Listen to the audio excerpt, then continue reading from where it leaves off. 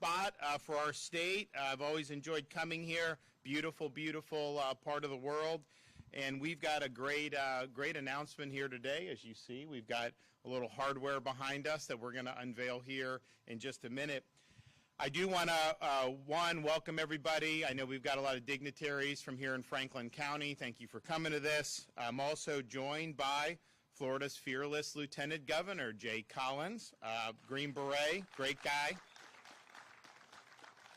Our very busy and accomplished Secretary of State, Cord Byrd. He's got to navigate election integrity, which he does very well, and we do very good in that in Florida. We've worked very hard on it. But then he also is the kind of the chief diplomatic protocol person for Florida. He oversees stuff with arts and stuff, and we've had a lot of work there because I'm not funding with your tax dollars woke stuff, right? And so we've got to get in there and do all that. And Cord's been right there, and then now he's really the tip of the spear for America 250, and Florida's really. We're leading the country and leaning in on this because we think it's important to remind people that we're lucky to be Americans.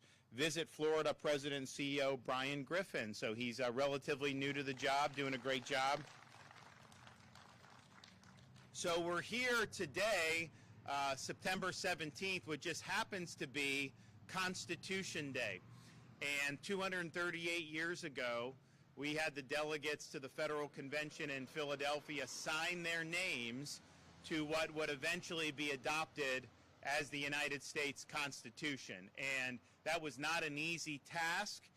We sometimes, America 250, as we look, that's celebrating July 4th, 1776, when they declared independence. It's kind of a little pesky fact of that is just declaring it didn't mean they actually achieved it. They had to fight a war.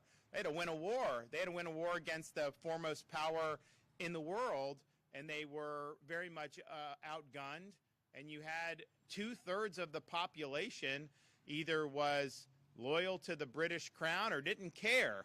And so you basically had 1/3 of the colonies that wanted to do the American Revolution. And so they had to fight. There was a lot going on there. You had, after the American Revolution, you had the Articles of Confederation. You had a lot of problems in a lot of these states, and there really wasn't good order. The founders at the time who had kind of steered the country through the revolution, they were worried that you'd have all this mob violence and mobocracy, and that the whole experiment would just basically collapse on the runway, so to speak. And so they figured something needed to be done. They needed to have a framework for the country so that you could protect our God-given rights, but also provide a framework for the country to be able to grow and prosper. So that's really what led to the movement to convene in Philadelphia in 1787.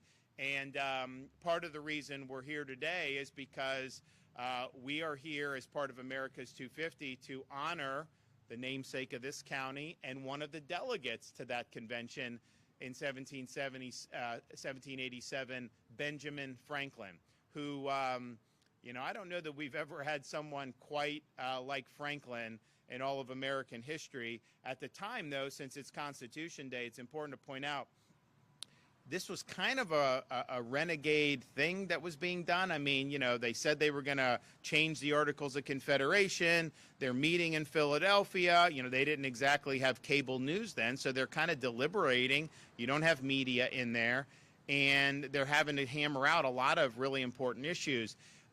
There were two people at that time that were just head and shoulders above everybody else. George Washington, of course, the father of the country, was the commanding general during the American Revolution, and then Ben Franklin. And it wasn't even close. Nobody else was even close.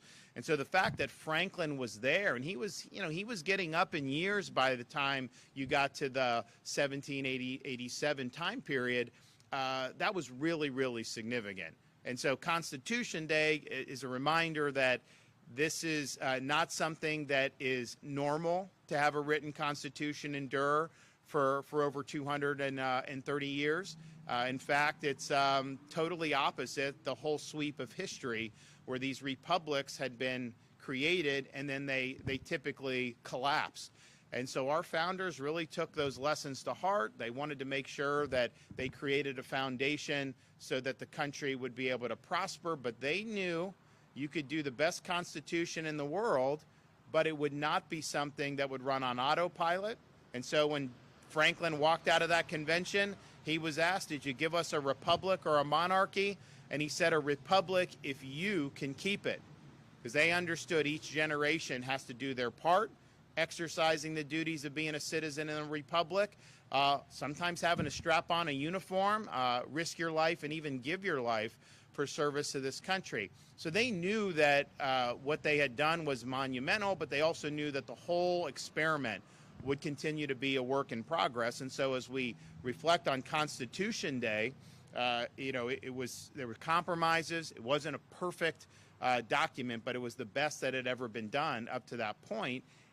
We should be thankful for that, but we also know we have a lot of work to do in this country to make sure that we are restoring the original vision of what America has been supposed to be. And I know a lot of people have worked very hard. I know Florida has worked very hard on that to really show a positive light and what can be done when you have a free state, when you enforce the law and make sure that people are protected, when we make sure that we're doing things to lift people up. So I'm proud of that, and I'm proud to be here on Constitution Day. So we've had, overall with America 250, our view is to lean into it. There are jurisdictions in this country that are tearing down statutes of America's founding fathers. In Florida, we don't do that. In fact, we're putting up new statues of America's founding fathers in different parts of this state. And that is really a natural outgrowth of our emphasis on civics education since I've been governor. It just occurred to me that American civics and understanding what it means to be an American, understanding the Constitution, the Declaration of Independence, that had really been a lost art. You go to a lot of universities, they don't want to be teaching about that. They want to be teaching about, some zombie studies or something ridiculous. And so we really wanted to make sure that, because it doesn't matter what you're going to do with your life when you leave our K-12 system, and honestly the universities we want to include in this as well, and we have.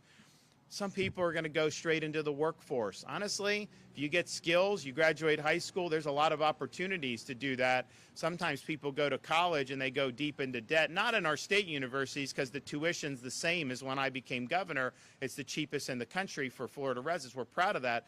But others, sometimes you go deep in debt and then don't have a lot of great options. So going straight into the workforce is a really viable thing for a lot of people. Others will go to a state college, some will go to a university, some will go to professional school, all these other things. Some will go into business, some will go into this. It's a lot of different pathways, but all the people that come out of this state's school system will be called upon to exercise the duties of being an American citizen. And with the rights that we have from God and are protected by the Constitution comes responsibilities. And that may just mean that you participate in elections. Maybe it means you go as a parent, you go to a school board meeting because they're not doing what they're supposed to do, and you let them have a piece of your mind. Maybe you run for political office. Maybe you join the military. Maybe you support you're in law enforcement. There's a lot of different ways that you can contribute as a citizen, but I just think it's important, and I've always believed we can't be graduating blank slates. We've got to give our students a foundation so that they understand how America came to be, what are those enduring principles that mark the founding of this country and continue to make us unique throughout the world, and how do you apply that into this modern age. There's nothing new under the sun. Our founders studied all of human history. Human nature has not changed. They didn't have TV in 1787 or internet or social media, thank God. They didn't have artificial intelligence, which that's all. Don't even get me started on that.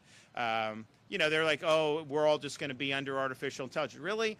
It's garbage in, garbage out.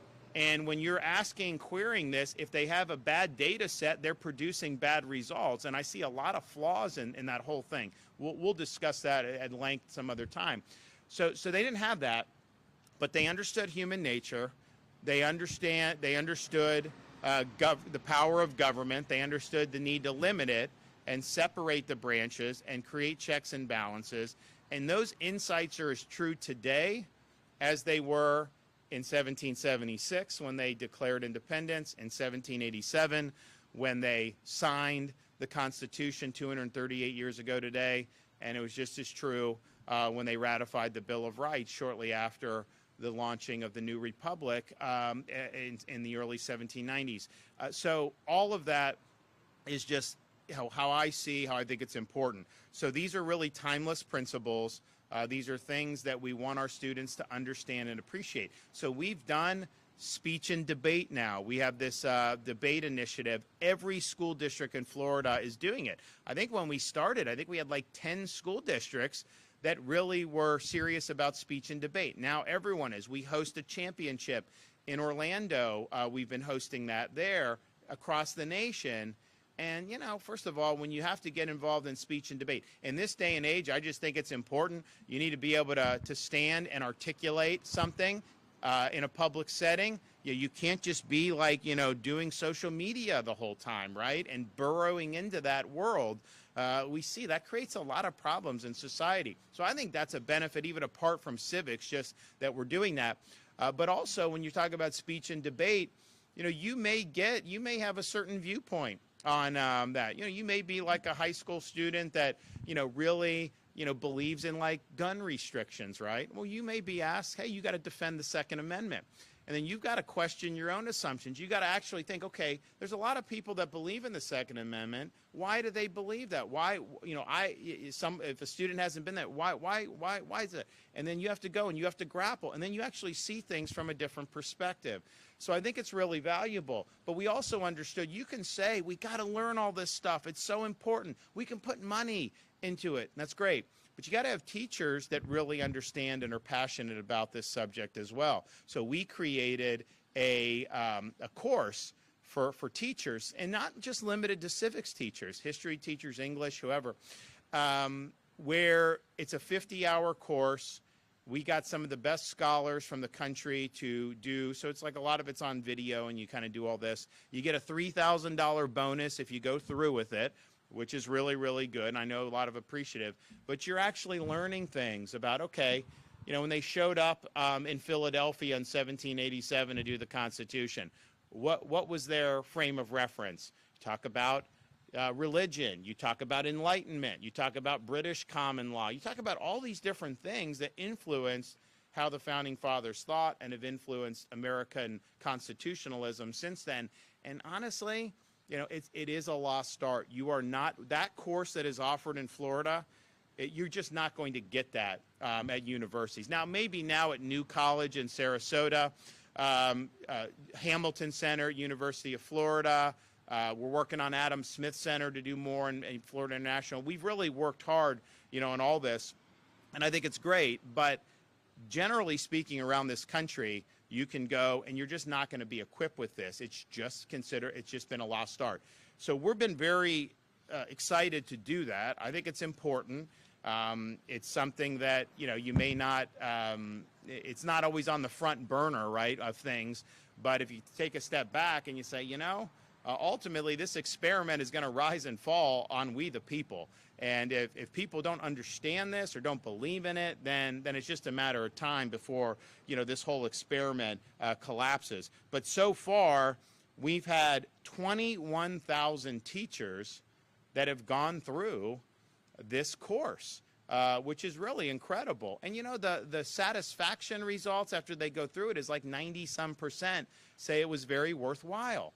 So that's really, really meaningful. So now you have someone in the classroom that understands this, has a great frame of reference, and is able to inspire students to do. So we've doled out $60 million to teachers who have gone through this program.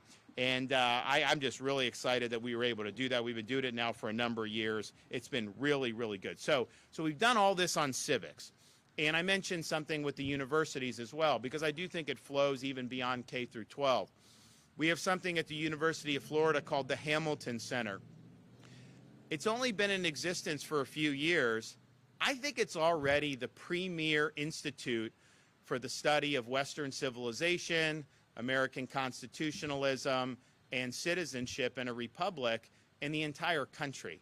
They're hiring faculty from Harvard and Princeton, not leftist faculty, but they're hiring because those universities, honestly, they've gone really, really off the rails. So you have really good scholars who that's not what they signed up for. Well, then they can come to Hamilton, they can come to the University of Florida, and all of a sudden it's like, man, yes, we believe in the classical mission of a university. We believe in preparing citizens, or preparing students to be citizens of this republic. We want them to think for themselves. We don't want ideological indoctrination. So that has been something that's absolutely amazing. It's only going to get better.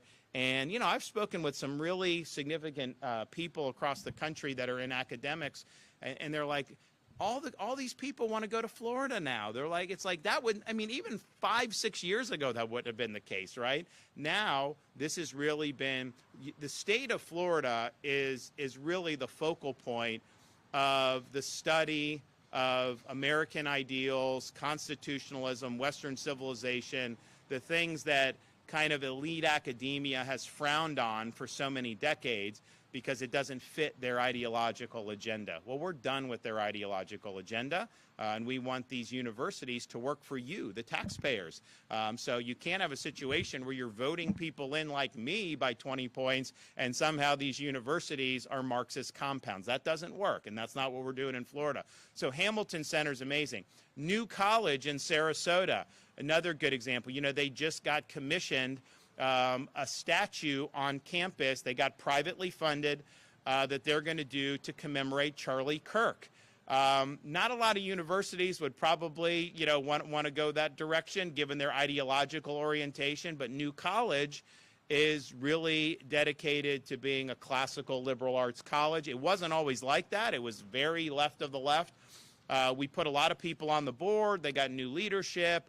They did things like, they were the first college in America to eliminate DEI. This is years ago, but they did that. They eliminated some of these esoteric studies that are more about ideological indoctrination. And so now the enrollment has really risen. The test scores are now going up. They're recruiting students from all across the country. Because, you know, as a parent, like we've got kindergarten, second, and third grade. So it's not like this is front burner for my wife and I, but we do think about, you do all this stuff as parents, you have certain values you're trying to instill, and then what? You turn them over to a university and it all just gets wiped away and they're doing the opposite? Like, a lot of parents don't want that, right? And so, I mean, you could be like me. I rebelled against it and I became conservative as a result of the leftism because I knew it was bunk, but that's not true for everybody, right? So you just go. To be able to go to New College now, you know, hey, you're sending the kids. They're going to be really lifting up, I think, the values that a lot of people do. So that right there has been a big success. And then we've got other examples across the state of Florida. So that's something that is going to be important, not just now, not just 5 years from now, but that's for a generation. That's going to be significant. And the state of Florida is leading the way, which brings us to America 250.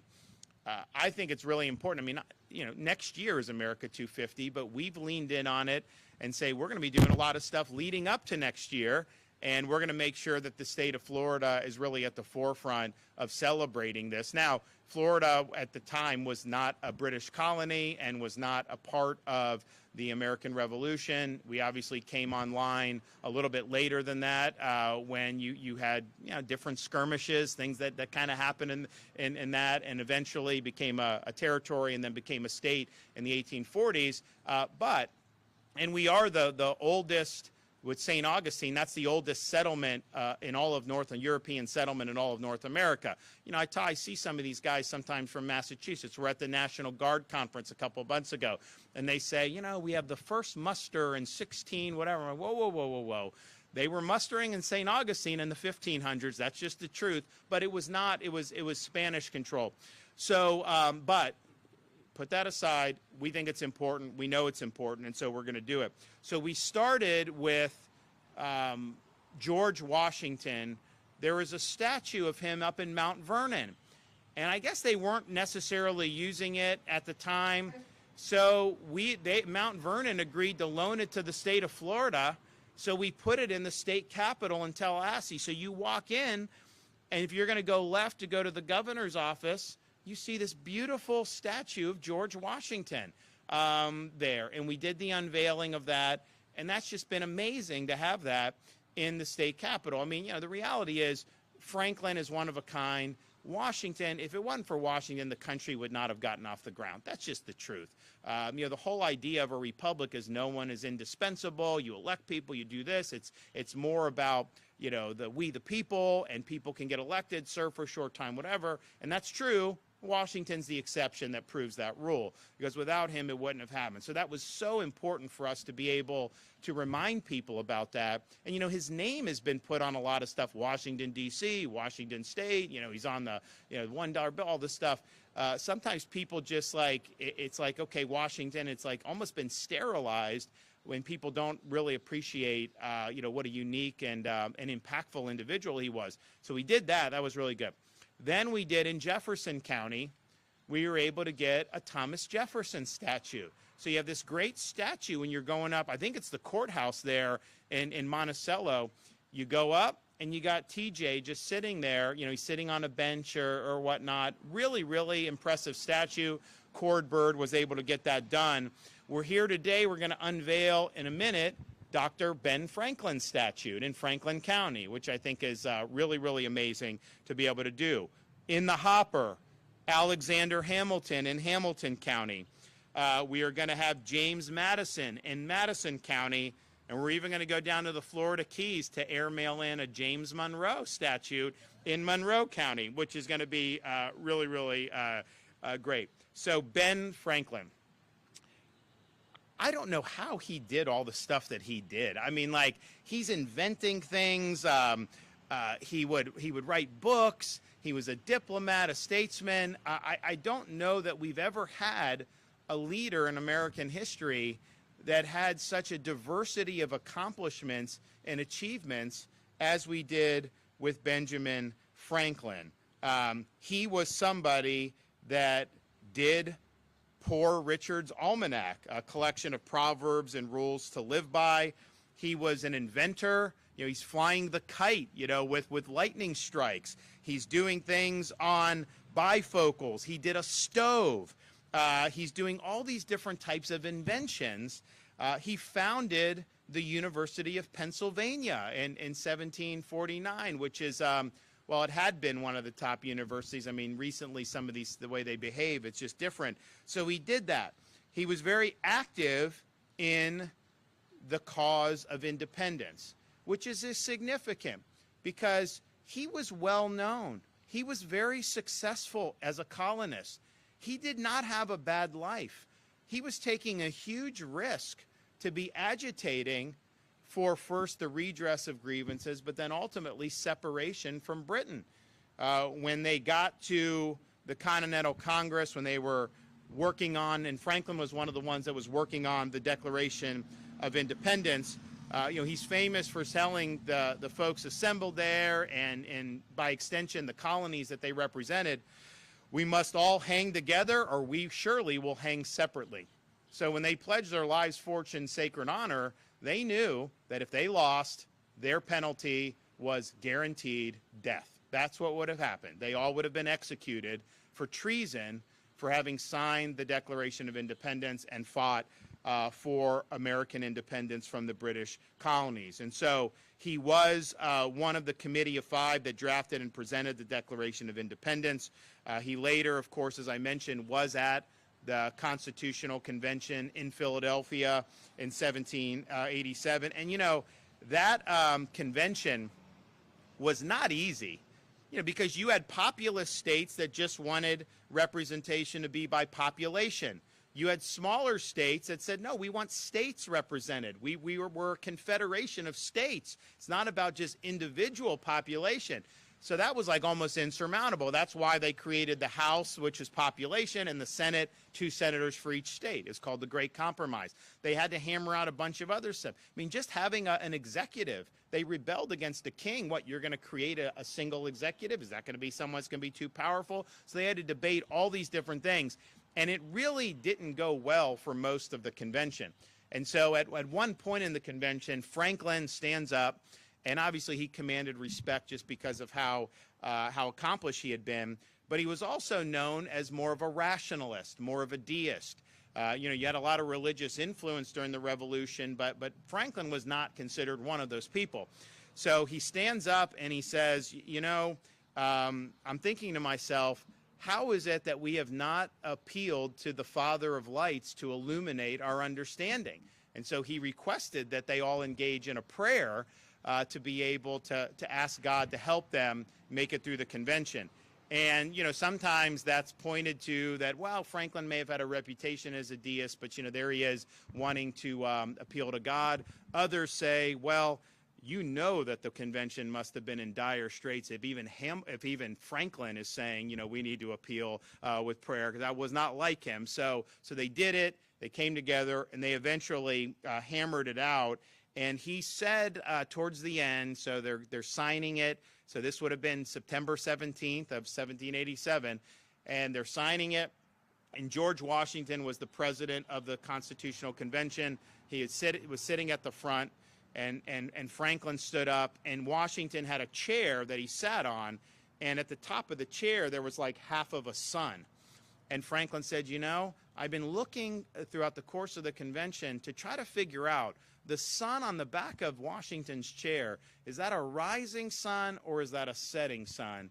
And he's like, now I have no doubt with the adoption of this Constitution, or the proposal of the Constitution, that's a rising sun, not a setting sun. It signifies the rising of a young republic that would eventually be the envy of the world. And sure enough, it got ratified, and the rest is history.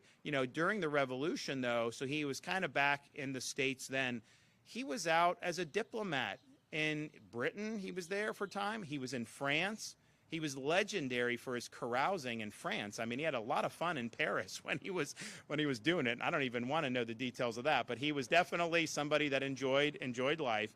So he was doing that, but U.S. probably wouldn't have won the American Revolution if it wasn't for France coming in and helping at the end. And really, that was Franklin that really set the stage for that. So a remarkable success as a diplomat, in addition to being a domestic statesman. And he's also just somebody that you read Poor Richard's Almanac, you read a history of his quotes. They ring as true today as they did back then. I have a couple favorites of Ben, and these are things that I think if you watch how we kind of run things, you can see we take these to heart. One of the things he said is, well done is better than well said. And ultimately, that's something that I've certainly tried to live by. Words can be meaningful, but deeds are ultimately the most powerful. Don't tell me what you're going to do. Show me that you're actually going to get it done. And if everyone in elected office stood by what Franklin said, we'd have a lot more productivity around the country than we do now. The other thing that I've taken to heart, as he says, is he that is good for making excuses is seldom good for anything else.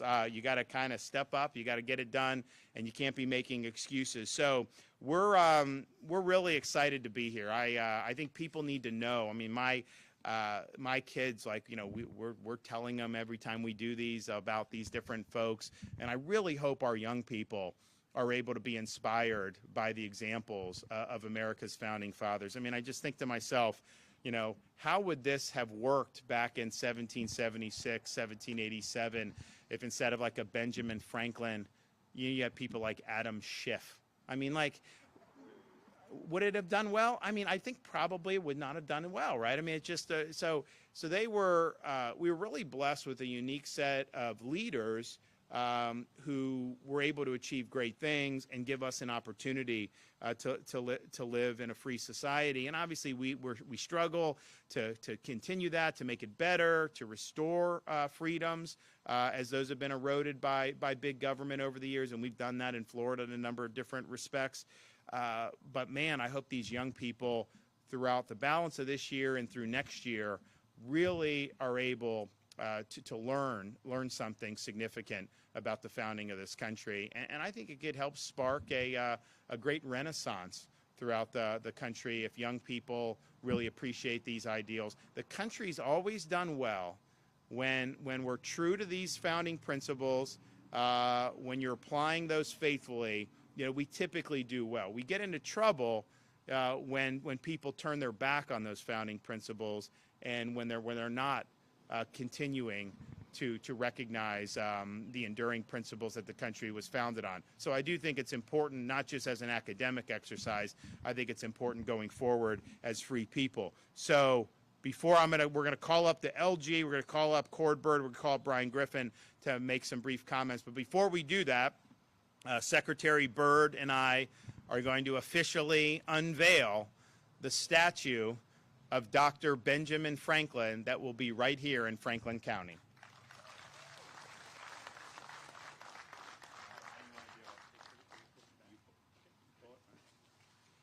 There he is.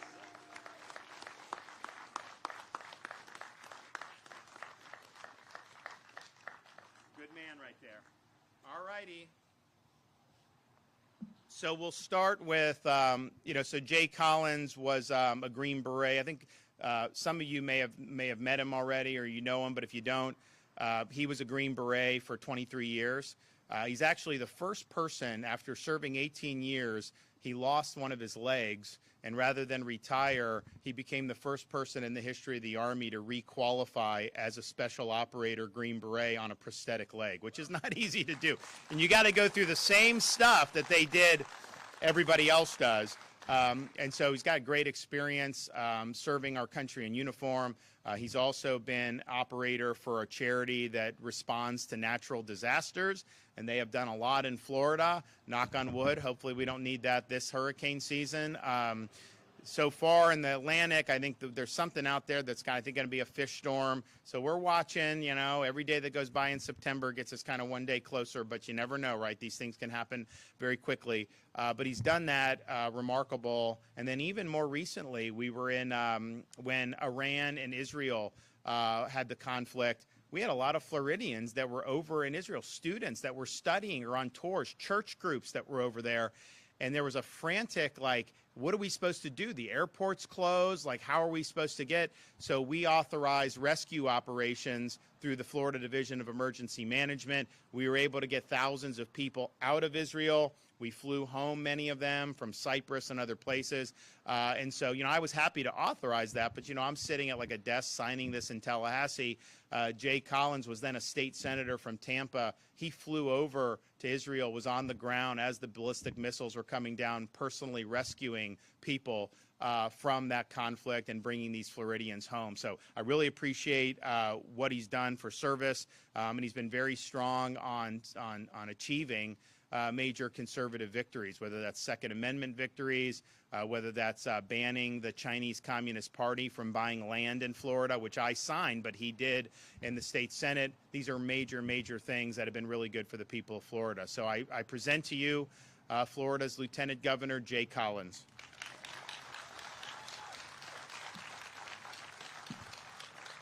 Well, good morning. It is great to be here. I'm a bit of a history nerd. I love it, having traveled around the planet and seen some of the places that are so dissimilar from what we have right here in America. But more than anything else, aren't you glad to wake up every day and be a citizen of these United States? We are so blessed. We are absolutely blessed.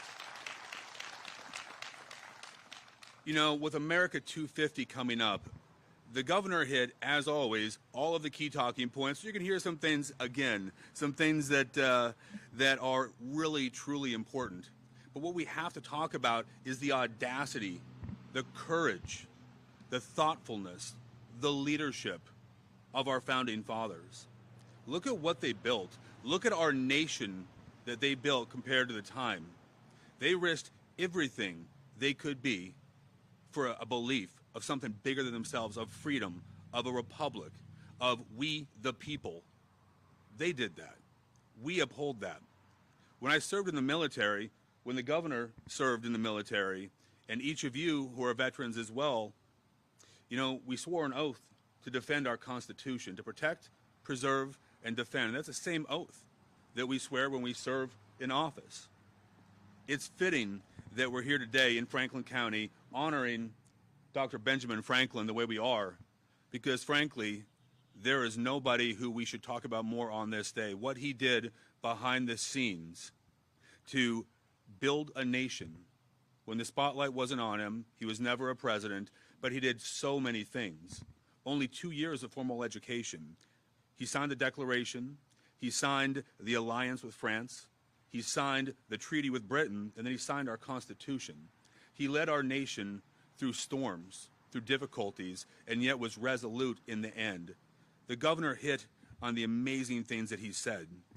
He hit on the story, but what we want to talk about here more than anything is, what does that mean to us? What does it mean to us?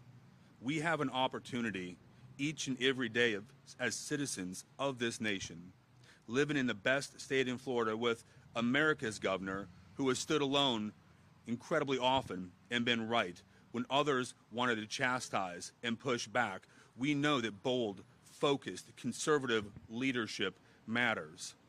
We have an opportunity to stand for those things that created our government, that created this nation, our American people. You know, it's often said that America just beats to a different drum. You're doggone right we do, because we have our own ideas, our own ideals, our own principles, our values that make us uniquely American, and we are so blessed to have those. So as you go about your day, I ask you to think a little bit about Dr. Benjamin Franklin. I ask you to think a little bit about what our Constitution means, but I ask you to focus more than anything on how do we protect and preserve this just the way our forefathers did. Our founding fathers built it, they handed it to us, and we have to do the same thing for our children. Thank you for what you do. Thank you for being here today. God bless each of you, and God bless these United States. Okay, now, kind of navigating us through the 250. So, part of the thing, it's sad that there's other states that are like tearing down statutes or mothballing them. The flip side of that is we're embracing it, and so we can get these things on discount. We're getting them like they're not using them, so Cord Bird is out there, getting all these statutes, getting everything lined up, and we've got. I know I saw the James Monroe one that they're working to bring down here. We had, I think, a little complications with Alexander Hamilton, but I think that's going to be good. I think Madison's in the hopper as well. And, we're going to do all the namesakes for the counties, but we're not going to stop there. We definitely want to be able to do more in other parts of the state of Florida. And, there may be some jurisdictions that, may not embrace a founding father as much as like here in Franklin County would, but that's okay. We want to make sure that everyone's got a chance to learn about this, and it's really important. So I appreciate all the work he's done on this project as well as so many other things, ensuring, we don't even talk about in Florida these elections anymore because we have the results in like an hour, and like everyone says, why can't all the other states be like Florida? They didn't used to be the case in Florida. And so we've done a lot over the years, legislation. I've removed election officials who didn't do a good job and all this, but on the day-to-day, Secretary of State's office, they're pushing through what needs to be done to make sure that that we have strong election integrity in Florida, and we do have the best in the country. So, Secretary of State Cord Bird, you're up. Good morning, Governor, Lieutenant Governor, citizens of Franklin County. Happy Constitution Day. Today on National Constitution Day and Citizenship Day, we commemorate the signing of the U.S. Constitution on September 17, 1787. Benjamin Franklin, one of our most distinguished founding fathers, played a significant role in the Constitution, so it is fitting that we unveil his statue on this day. Before the Revolution, he was a renowned author, inventor, scientist, and civic leader, a brilliant thinker. The founding fathers trusted him at key moments in our history. In my office, I have a picture hanging that shows Franklin and Jefferson and Hamilton writing the Constitution, and that is a reminder every day of what those men went through and what they did to give us what we have today. Franklin helped draft the Declaration of Independence, secure a military alliance with France, and negotiate the Treaty of Paris, which ended the war with Great Britain.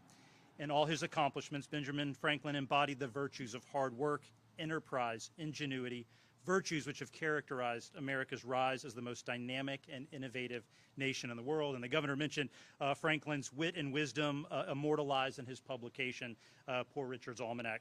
That spirit is alive and well in Florida, where we honor the past and celebrate those who laid this foundation. In dedicating this statue, we not only recognize Benjamin Franklin's greatness, but the greatness of the nation he helped to build. As chair of the American 250 Florida Advisory Commission, I'm proud to lead our state's America 250 celebration, and this ceremony is part of that celebration. The commission is planning events in all 67 counties leading up to and throughout 2026. We're engaging as many citizens and visitors as possible to educate our children about America 250 and the events and the people that have made our country great. I'm grateful for the leadership of the governor for his unwavering commitment to preserving American history and ensuring Florida leads the way in celebrating our nation's founding principles. And Governor, I never see you as excited as when we do this because he's such a student of American history. I can tell. I mean, you just riff on it, and it's very it's inspiring. And I hope that we can all aspire to that level of knowledge of our country. I want to recognize the Department of State's Division of Historical Resources, who played an important role in acquiring the statue and working with Franklin County Coordinator Michael Marone on the logistics of bringing this important symbol of Apalachicola. And I also want to recognize Heather Riley, the Supervisor of Elections here. Oh, where's Heather? Oh, there she is, who's doing a wonderful job as doing her constitutional job and ensuring elections in in Franklin County. I want to thank the Department of Transportation for their assistance in building the concrete pedestal on which the statue is mounted and transporting the statue to this location. Also want to recognize the Museum of Florida's History, Design, and Fabrication Shop for working with the county and their expertise in getting the statue involved here at the courthouse. These things weigh thousands of pounds, and it's not an easy task to get them here, so they do a wonderful job. And finally, as we prepare to celebrate America's birthday this year and next, let's take a moment to appreciate Benjamin Franklin and all the founding fathers who risked their lives for the cause of freedom. Also encourage you to stay tuned for a slate of America 250 Florida celebrations being held across the state in the coming year that will be family-friendly, patriotic, and educational events celebrating the birth of the greatest nation in the world. And I'll leave you finally with a quote from Benjamin Franklin on the Constitution. He said, "The Constitution only guarantees the American people the right to pursue happiness. You have to catch it for yourself." And in Florida, under the governor's leadership, millions of Floridians are out every day catching happiness. Thank you. Happy Constitution Day.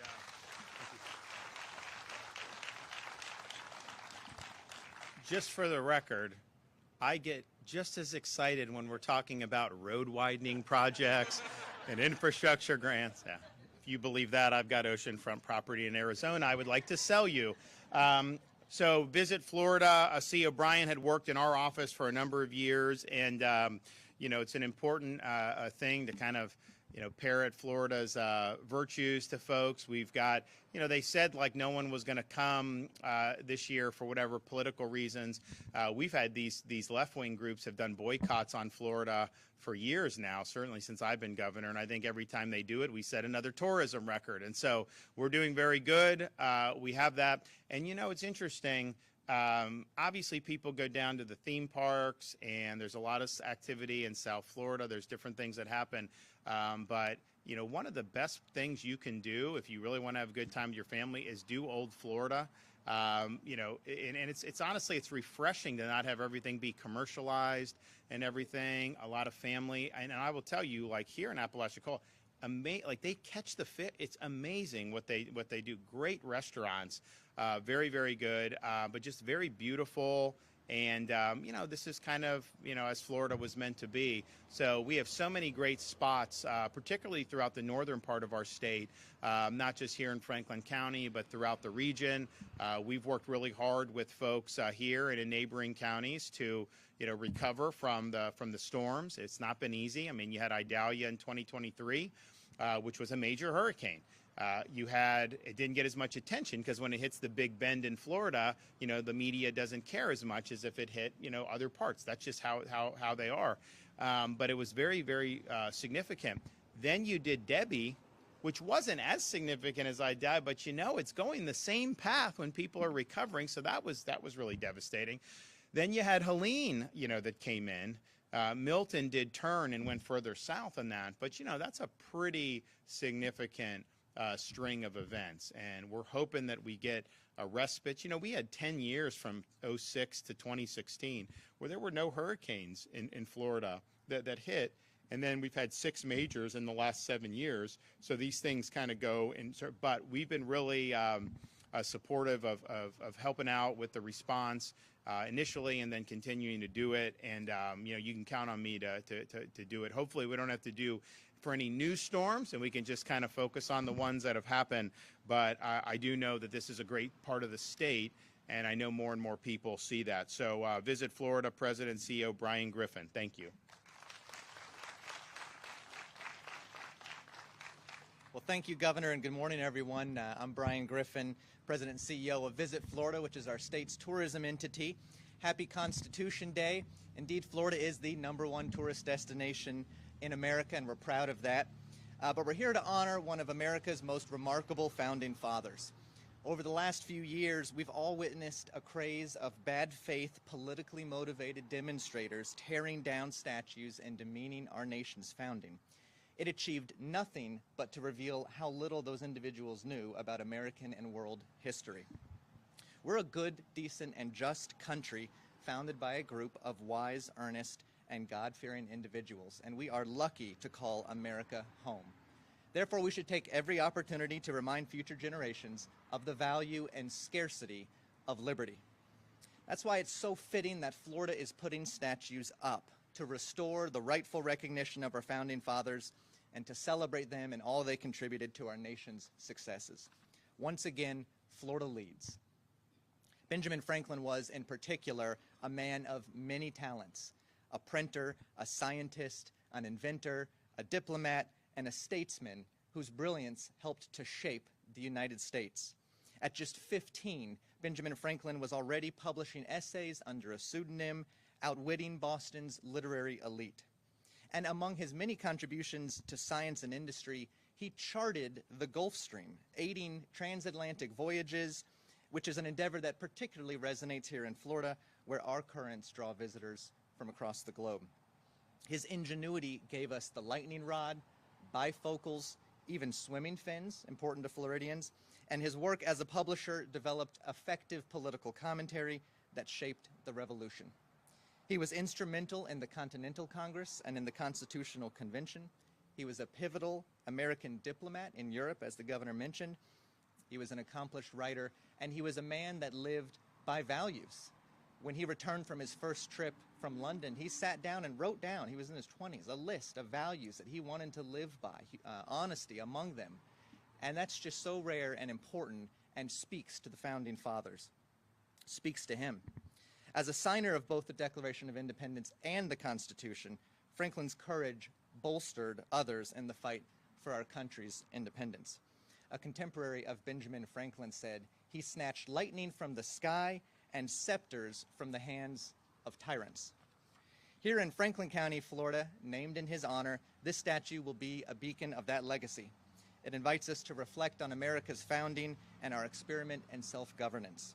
And as we near 250 years of independence, Florida is the perfect place to celebrate this milestone. From the streets of St. Augustine to historic Tampa, from the Panhandle to the Keys to right here in Franklin County, Florida's history and contributions to the Republic are numerous. That's why Visit Florida, partnering with the Governor's Office, the Department of State, and many other state leaders, will be working tirelessly to make Florida the destination of choice for those celebrating America's semi-quincentennial. When I took the helm at Visit Florida not long ago in August, one of my first meetings was an annual conference that gathered all of the heads of America's state tourism agencies. And I have to admit, I threw down the gauntlet with Massachusetts and Pennsylvania and some of the other traditional 13 colony states. I told them that Florida intended to give them a run for their money in hosting the biggest state celebration of America's 250 next year. We are all in. We will highlight historic sites around this state, patriotic events, and Florida's contribution to our nation. You can pick up driving tour maps and other 250th materials at Florida's welcome centers, and follow along and stay tuned on social, and you can go to america250fl.com where all of this will be located for your convenience. So come explore our state's rich history, reflect on our founding fathers and monuments across the state such as this one, and discover why Florida is a perfect destination to honor our nation's past and its future. Thank you, Franklin County, for hosting this historic moment. Thank you to Governor DeSantis for having the courage and commitment to rightly honor our country through monuments such as this. And thank you, Benjamin Franklin, for your contributions to our republic. All right.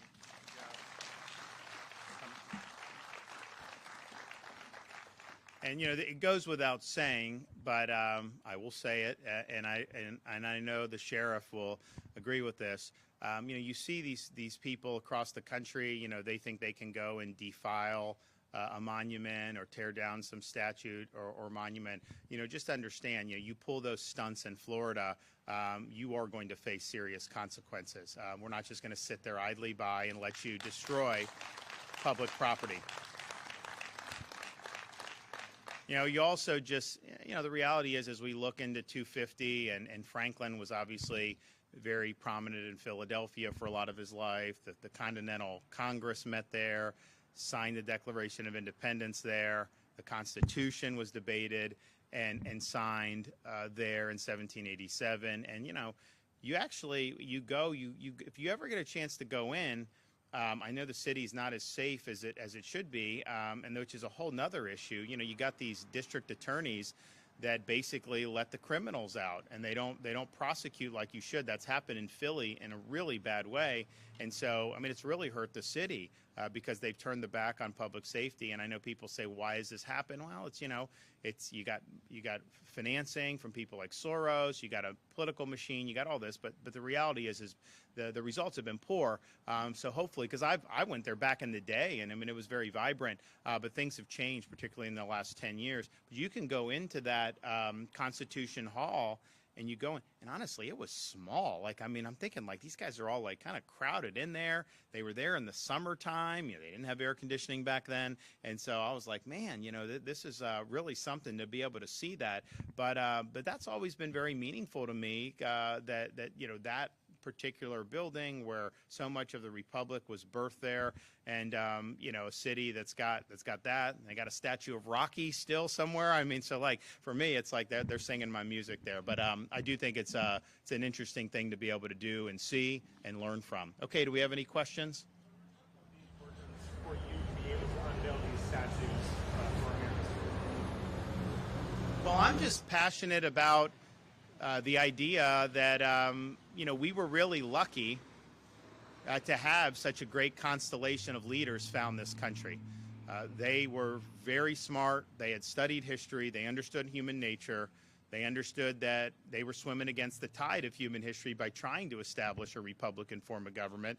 But they were willing to risk their lives, fortunes, and sacred honors. They were willing to work hard and scrape and compromise to be able to create a constitution, you know, years after the revolution. And, you know, Franklin, when he got up, there was a question, was he going to support the Constitution when he was there? And he said, you know, I consent to this Constitution because we can do no better, and I'm not certain that it's not the best that can be done under the circumstances. And so it really was a unique moment for individual freedom and human liberty. And, you know, that was just the opening salvo. They knew a lot more needed to be done.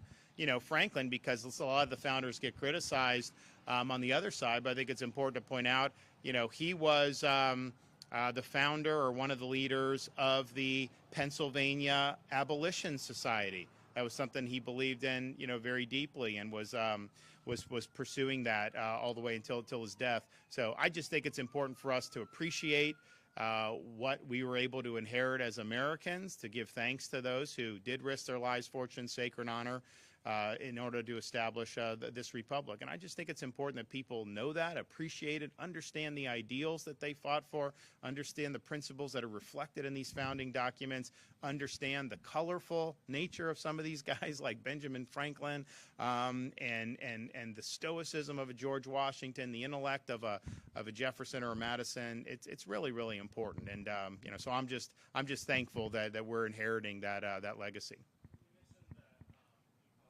Statue for Charlie Kirk, is the state planning on doing anything for Charlie Kirk? Well, so obviously that's a state university, New College. So the question is, New College, they already got donors to commission a statue of Charlie Kirk for New College, and basically to symbolize the importance of open debate, particularly on college campuses. And you know, it's interesting. Like, I remember when he was like 18, because this is like 2012. I was running for the U.S. Congress. I had never run before. But but you get on these circuits, right? You go to certain conventions, or you go this, or you're down in certain parts of Florida. You know, you have to raise funds. You got to do all this stuff. So we kind of crossed paths, and it was you know, very earnest. You could tell like he really knew his stuff, but you know, you don't know what's going to come of these things.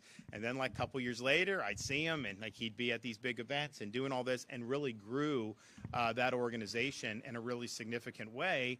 And the reason why that I always had respect for it is because bringing conservative principles to college campuses, you know, that's basically like the lion's den for political debate, right? Because the campuses have gone so far in one direction. I think that's changing a little bit throughout the country. Definitely has changed in Florida, no question. But he's doing that, and he's bringing these ideas there. He's jousting with all these, you know, all these students and professors, quite frankly, you know, who are very left. But he always did it, I think, in good faith, and really believed in the importance of debate. And so the assassination was obviously a tragic thing and a very sad thing, because you got a 31-year-old father of two. But it was even more tragic because what was he doing when they killed him?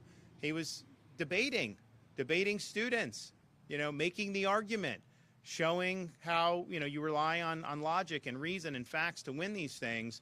And so the attack on him was more than just an attack on one person. It really strikes to the heart of whether this whole thing we have can be viable or not. And if you can't express your views and engage in good debate, and it's not just, you know, this was an extreme situation where somebody went and assassinated him, but there are other speakers that go where the mob will shut it down and they can't. There's others that get shouted down and they can't talk. There's all the people get canceled all the time from even being able to speak. And so this assassin was, he didn't like what Charlie Kirk was saying, and so he wanted to silence him through violence, and he killed him for it. So I think it's appropriate what New College is doing. That's obviously a state college, and I'm supportive of doing that. We will also, of course, you know, we've done the flags at half staff in conjunction with the federal government, and I was happy to do that because I think it was appropriate. Those audit nearly 200 million of waste identified in Orange County. What's your reaction to that? And I can talk about a number of things too without the camera. So I think a lot of people know, but maybe not everyone. So we, at the beginning of the year, launched a statewide auditing and DOJ effort in Florida. We're doing it for state agencies, universities, and all that, but then we're also doing it on local governments. Because what you look at, you got a place like Broward, they've had no net population increase in the last 5 years, and their budget's gone up 60%. And so people are paying more in property tax because they say, oh, well, your home used to be worth $400,000, now it's worth $900,000. Pay up, right? And even if you have homestead, they still raise it. It may not be raised as much, but you still pay more. And so we thought it was important for taxpayers that there's a voice that this is being done. So you have the chief financial officer of Florida, Blaise Ingoglia, is really leading this, and he's doing a really, really good job going into jurisdictions. We do have legal authority to have access to the books and have access to what needs to be done. Some of them aren't cooperating, and then he's doing subpoenas. He's doing what needs to be done to hold them accountable. But what they're finding in Orange County in Central Florida, found $200 million in waste in one county. So the question is, would you rather cut out that waste and then not have to pay property tax on your personal residence, or do you want to just keep getting taxed so that they can fritter away your money? And I think most taxpayers want to own their homes. They don't want to fund extravagant spending. And so, you know, we obviously are going to support firefighters, police, support education, support some of the infrastructure stuff. And no one's done that more than me in Florida. But these bloated budgets, bloated salaries for some of these folks. I mean, we have county administrators making $250,000 to $300,000 in different parts of the state of Florida. And you think about, okay, well, you know, again, do you want to fund? So I think it's been really important. I think he's going to continue to unveil a lot of wasteful spending, and that will hopefully lead into the voters being able to adopt an amendment. See, the property tax doesn't come to the state. The state doesn't levy it, the state doesn't collect it, and the state doesn't spend property tax revenue. That's wholly a function of local government. We've got people that are snowbirds that can pay tax. We've got people that are investors and they have Airbnbs, which I think has gotten out of hand. They can pay tax. You obviously have commercial, you have all this. But if you're just a Florida resident and you own a home and that's your homesteaded property, my vision is that you should own that free and clear of the government, that they shouldn't be able to charge you rent just to live in your own house. And what the DOGE effort, and it's really, it's kind of a Florida spin on it. I mean, we call it the Florida Agency for Fiscal Oversight, FAFO, and it's just, what we're showing, I think, and Blaze is doing a great job. Don't let anyone tell you that we can't do anything on property tax. Trust me, entrenched politicians are going to say that. A lot of media is going to say that. A lot of people that benefit from the current system, are going to say that. But the reality is, you take like a Broward County, 19% of their budget is property tax revenue, but only a fraction of that is homestead revenue. So you're talking about a budget that's grown 60%. The revenue we're talking about is a fraction of the 19% that they're taking in. Are you trying to tell me that they couldn't recalibrate that budget and just go back to like 2022 levels or 21 or 23? Of course they could. Of course they could. So this is a choice that will be presented to voters in November of 2026. And I think it's really exciting. I mean, just imagine you come to Florida, raise a family, stay here, retire, whatever the trajectory of your life is, never having to have paid 1 red cent in income tax to the state of Florida, which we're proud of, and then never having to pay 1 red cent in property tax to any local. I mean, like, that would be, you want to talk about the free state of Florida, that would be it. And guess what? People will say, hey, Governor, we have, this company is buying these homes and they're renting it out, or the Airbnb. And look, I get it. Like, I'm sympathetic, but, how can you just say you can't buy or you can buy? It's hard to, see how you do. But if you say that the Airbnbs are taxed and your personal homestead is not, doesn't that give a preference to say we value individual home ownership and we don't necessarily are going to value people buying up a bunch of properties just to be able to rent them out? So it puts a thumb on the scale for the individual citizen who just wants to own a home and live and raise their family or retire with dignity or whatever they want to do.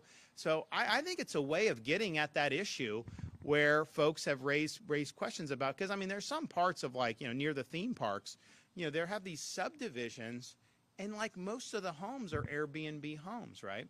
And it's does that make it easier for someone to afford a house, or does it make it harder? And I think it probably makes it harder. So if you do the tax the way we want to say it, where homestead's free and clear, oh man, that's going to be so good. So they just did the Orange County, $200 million. Blaze is going to be in Jacksonville today. They're going to be unveiling a waste there. I do know they spent tens of thousands of dollars to create a hologram of the mayor to put at Jacksonville International Airport. Again, is that what you want to pay property taxes to fund that? I mean, probably not. I think most people would say. So I really appreciate what he's doing. But, look, I tell people, you look at the last 5 years, I mean, what would you give to be able to have 2019 grocery prices, right? When you have inflation, even if inflation doesn't go up any, you don't get the old prices back. And that was part of the things I kept beating the table about Biden was, 8%, 9%. And it's well, even if it goes down to 4 or 3%, that's on top of what you've already had. So you've been hit there with grocery. You've been hit with different items of cost of living. Home prices, look, home prices have gone up. I do think that's going to correct nationwide, and I think it'll correct in Florida because people can't afford these homes at these prices. How do you have $80,000 median income, household income, but then home price be 430,000 median. That doesn't work, especially, I mean, interest rates have come down a little bit in the last few weeks, but they're still a lot higher than they were 3 or 4 years ago. So something's got to give. So maybe people just start making a whole lot more money all of a sudden, and then but I think more likely is, I think that those prices are going to correct. And Florida was one of the first to go up high because the influx of people. But I do think you're going to probably see that on the back end. I think that's probably happening in some parts of the state already, and I know it's happening in some other states too. So that's just kind of the way. But still, if you own that home and the value's going up, you know, you do have more home equity, so that is an asset. But the problem is it's like, okay, be careful what you wish for, because then you're having to pay more tax on it, and you've never sold it. And so it's an unrealized gain, and they're hitting you for it. So the way, I think the best way we can do to help give people relief so that they're able to do well and make ends meet is the property tax. We can't control the prices at the grocery store, a lot of the things. The tax is the one thing that is totally under the control of we the people, acting in this case through the Constitution with one of these ballot measures. So we got to get it done, and I'm for it. Yep. After 5 years of closure, Apalachicola Bay is opening in January to oyster harvesting. What's your thoughts on the future of it and state support for it? Well, first, you know, you're welcome, because we put a lot of money into that. We've been very supportive of it. We're happy to do it. So I think it's great for the economy. I think it's great for the culture. I think it's a great tradition. I think it's good for a lot of things. And so I know it's been difficult for many, many years. We've been very receptive to the concerns of folks here, and I know we've been able to deliver some meaningful results. And so we'll look forward to coming down and checking it out when the time is right. Yes.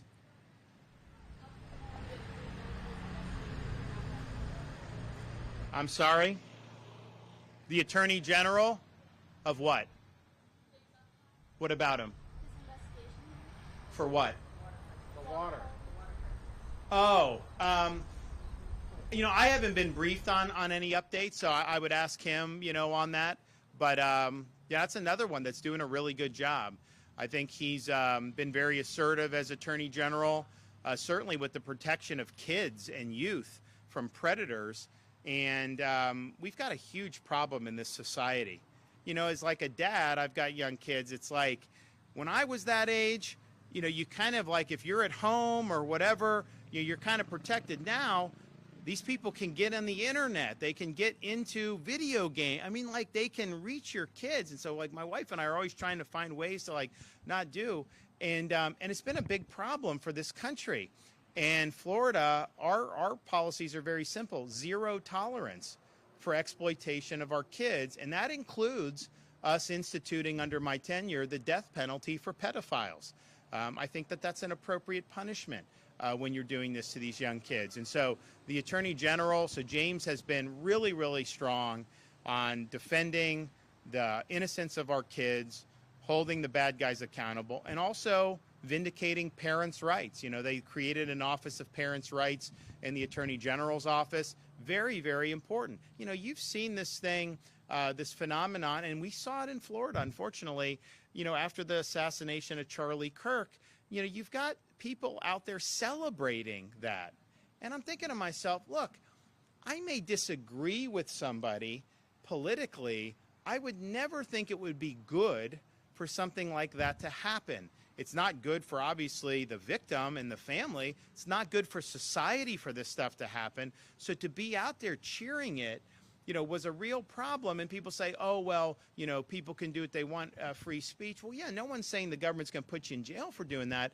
But I do think it's a problem. Is that someone you want teaching your kids when they say that this is something, this assassination should be celebrated? Of course not.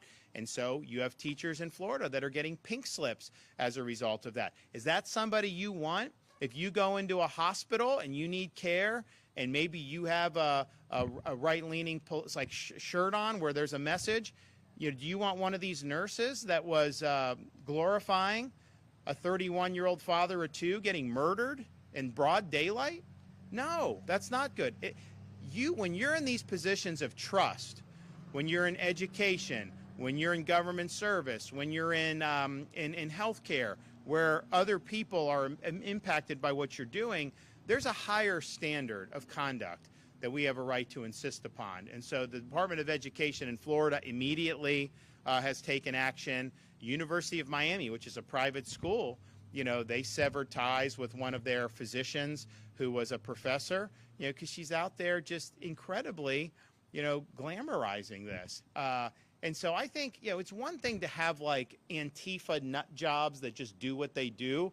Now we should deal with those people, because I think they're a big problem, and I think particularly people that fund them are a huge problem, and I think that needs to be disrupted. And I know the administration in Washington's working on that. And that's bad that's been allowed to fester for so many years throughout the country.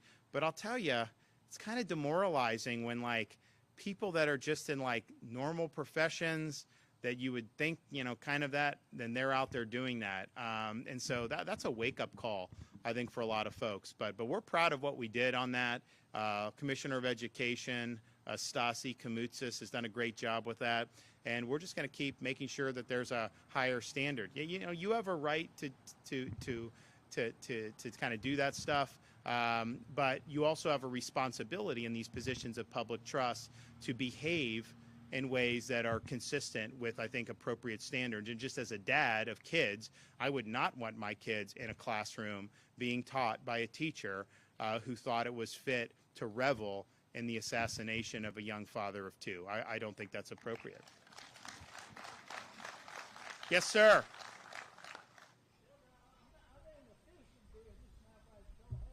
And what's your name? Jimmy? Okay.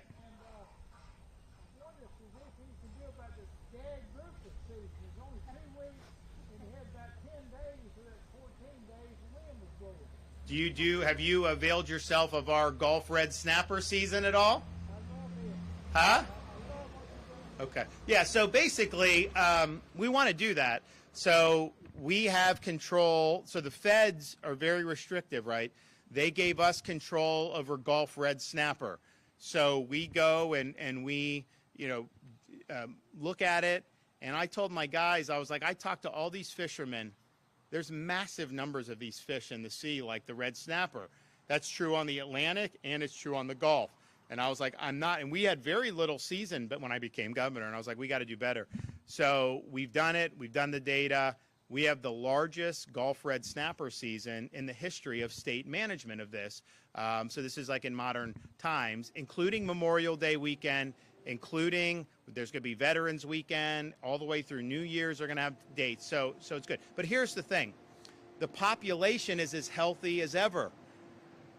We've expanded dramatically, and the population is strong. The population is vibrant. So I want to do that on the Atlantic side. We're asking the feds to give us, and I want to be able to expand on grouper and some of these others. But, I've got a lot of bureaucracy and regulation that I have to deal with. But I'm definitely confident that the data that we get, particularly from the federal government, is not fully accurate data. And we've proven that with the Gulf red snapper. So, I'm supportive. I know it's, first of all, it's good for the economy for people like you, but it's very good to help supplement the tourism. I will tell you, people say, like, where's the best place for food in Florida? Because, we've got, like, Miami kind of became the restaurant capital of the country during COVID because these restaurants weren't allowed to operate in New York or Chicago, so they moved to Florida. They're in Palm Beach, Miami, a lot of them in Miami doing that. And it's great. But, some of these things, you sit there and it's like sticker shock, and it's like more of an exotic experience. Like, I want things that a little more blue collar for my blood. And I will tell you, these seafood, family-owned seafood places in different parts of Florida's coast here in Apalachicola is amazing. You've got others. I think we were in Steinhatchee after the most recent hurricane. I think it was after Helene. And we were helping them with something. And I went to, this place just to have lunch, is a seafood joint. And the owner was a great guy. He's like, do you like stone crab claws? I'm like, yes. I mean, of course I like, yes, absolutely. Brings out these stone crab claws. these massive, massive stone crab claws. I mean, honestly, like as big as I've ever seen, just amazing. All this stuff. But then it's true for like a lot of different parts of Florida. Like you go to the Florida Keys, you go to these little keys, they'll have these places to go. So I always tell people that is the best Florida experience that you can have. So that's part of what draws tourism. Honestly, when Floridians get to experience more. You know, I used to do when during COVID, Fauci would always attack us because we had restaurants open. He hated restaurants. He wanted restaurants closed. Or no, they said you could eat outside, but you're not allowed to eat inside, which to me is, well, what would happen was they would set up the tables outside in like Chicago, which is fine when you are in August. But when you start to get into the fall, it gets very cold there. So what would they do? Would they let people go inside? No, they didn't do that. They would build enclosures outside, and that's outdoor dining, even though the ventilation is probably a lot worse. But this is the mindset that was going on. So he got very mad at me for doing that. So what I would do, I would go as I'm going around the state, I would do, you know, I would take a picture with the owner of a family-owned restaurant. I'd put it up. I'd put the website. I'd do all that. And then we'd drive traffic. So I told my staff, I was like, you know, we got to do that again. And we maybe we'll do a little bit more. So we will definitely, when we're back here, we're definitely going to highlight some places, you know, here in Franklin County, because I think it's amazing, and I think that you're really living, I think, the true Florida experience when you're able to do it. And that obviously depends on being able to fish and being able to bring these things in. We do have the best, you know, the best grouper in the country by far. When you look at the different places that do that and do that well. Not even close. Not just grouper sandwiches, but other ways that they do it. So we want to do that. I'm excited about the Bay here and how that's gotten better. We're going to continue to be helpful. You know, you have guys, you know, Corey Simon, I think, is the senator. Jay Trump, these guys, they've done very well for you guys, really pushing a lot of this stuff and getting some of the funding that have come through. So I know we'll be able to do that, continue to do that more in and of itself. But like I said, it's important for the economy, it's important for the culture and way of life, and it's just the right thing to do. So you guys make sure that, you know, you bring kids to do a little quick pilgrimage of Ben Franklin here. Hopefully all the school kids in Franklin County have a very clear understanding about Dr. Franklin and what he stood for and what he did and how he was an important part of launching the American experiment. So happy Constitution Day, everybody. Thank you and God bless.